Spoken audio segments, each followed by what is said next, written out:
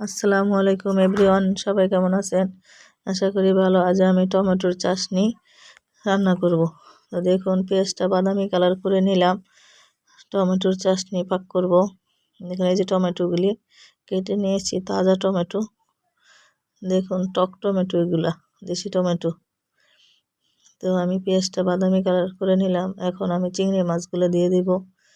চিংড়ি মাছ দিয়ে চাটনি রান্নাবো আজকে আমি। দেখুন, চিংড়ি মাছগুলো একটু নাড়াচাড়া করে ভেজে নেব। চিংড়ি মাছটা নাড়াচাড়া করে একটু ভেজে নিয়েছি। এখন আমি দিয়ে দেব একটু রসুন বাটা, একটু আদা বাটা দিয়ে দিলাম। এখন দেব কাঁচামরিচ বাটা। এখন আমি একটু নাড়াচাড়া করে নিলাম। তো লবণ দিয়ে দেব স্বাদ মতো, নাড়াচাড়া করে নিলাম। দেখুন, এখন আমি দিয়ে দেব হলুদের ফাঁকি।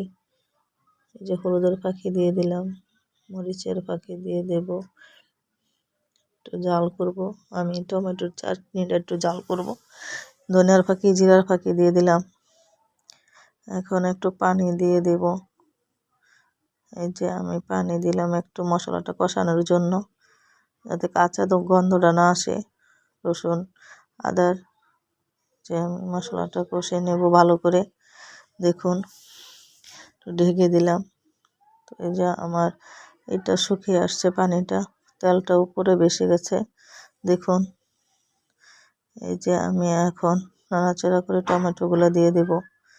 দেখুন কি সুন্দর টমেটোগুলো, টাটকা টমেটোটা ভালো করে আমি কষিয়ে নেব। একটু ঢেকে দেব যাতে সিদ্ধ হয়ে যায়। এই যে টমেটোটা প্রায় সিদ্ধ হয়ে এসেছে। এই যে টমেটোটা গলে গেছে সব। কালারটা কত সুন্দর দেখতেছেন। টমেটোর এই শীতের মধ্যে টমেটোর চাটনি দিয়ে খেতে যা ভালো লাগে। দেখুন, টমেটোর চাটনিটা আমার হয়ে গেল।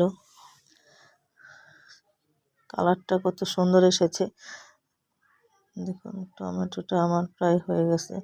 তো আপনারা এইভাবে টমেটোর চাটনি রান্না করে খাবেন, শুধু চাটনি দিয়ে ভাত খাবেন, এত স্বাদ টমেটোর চাটনি।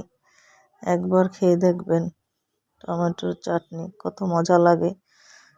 তো আমার টমেটোটা হয়ে গেল। আমি এখন ধনেপাতা নিয়ে দেব। ধনেপাতা দিয়ে নাড়াচাড়া করে নেব।